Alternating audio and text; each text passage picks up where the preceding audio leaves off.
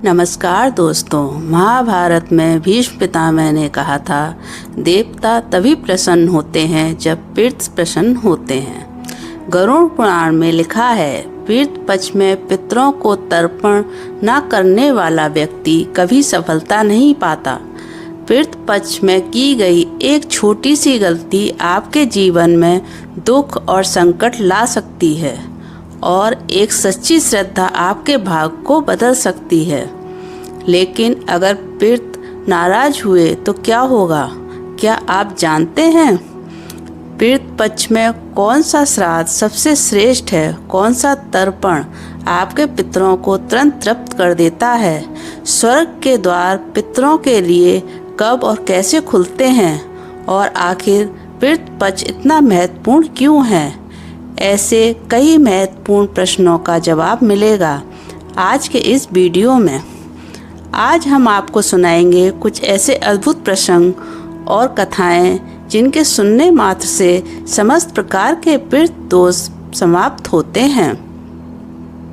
इन कथाओं को ध्यानपूर्वक श्रवण करने वाले मात्र से ही मनुष्य के कोटि कोटि पाप नष्ट होते हैं और उसे अपार धन संपत्ति और सुख समृद्धि प्राप्त होती है।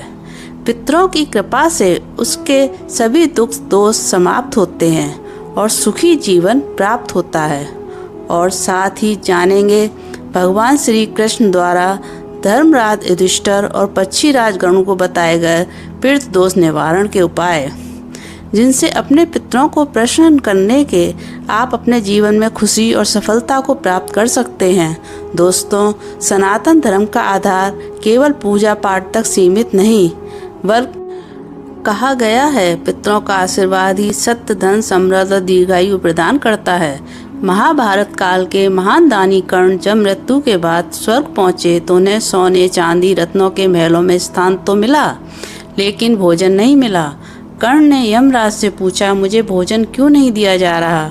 तब यमराज ने कहा, तुमने जीवन भर सोना चांदी का दान तो किया, पर अन्न का दान नहीं किया, पिंडदान और पितृ तर्पण नहीं किया।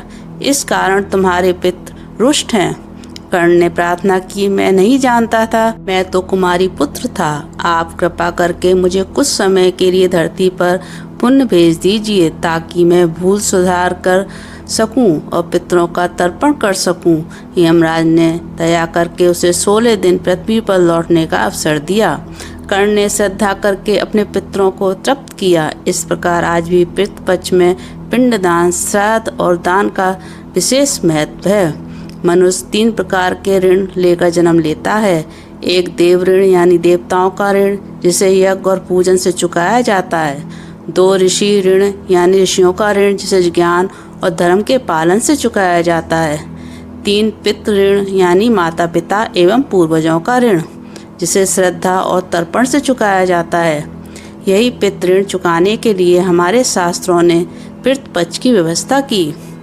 भाद्र पक्ष पूर्णिमा के अगले दिन से मैं पितर अपने वंशजों के साथ की प्रतीक्षा में धरती पर आते हैं। गरुड़ पुराण में कहा गया है, पिंडो दत्तो जलम दत्तम यत् कृतं तर्पणम देश अदृष्टम दृष्ट भूयात् तृप्त भक्ति शाश्वती, अर्थात श्राद्ध में दिया गया अन्न पानी पितरों तक अदृश्य रूप से पहुँचता है और उन्हें शाश्वत तृप्ति देता है।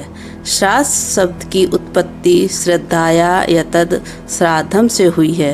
महाभारत के युद्ध के बाद जब युधिष्ठिर को राज का दायित्व मिला, उन्होंने अपने भाइयों के साथ मिलकर एक महान राजस यज्ञ का आयोजन किया।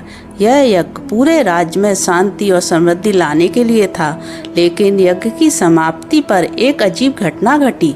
यज्ञ के बाद जब ब्राह्मण युधिष्ठिर के पास आया, उसने यज्ञ की सफलता के बारे में प्रश्न किया और फिर धीरे से बताया कि यज्ञ पूरी तरह से सफल नहीं होगा क्योंकि उनके कुल में पितृ दोष है।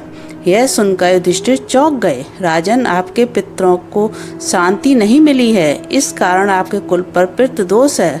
जब तक आप विधि पूर्वक पितृ तर्पण नहीं करेंगे, तब तक आपके पितरों को आत्मा को शांति नहीं मिलेगी और यज्ञ सफल नहीं होगा।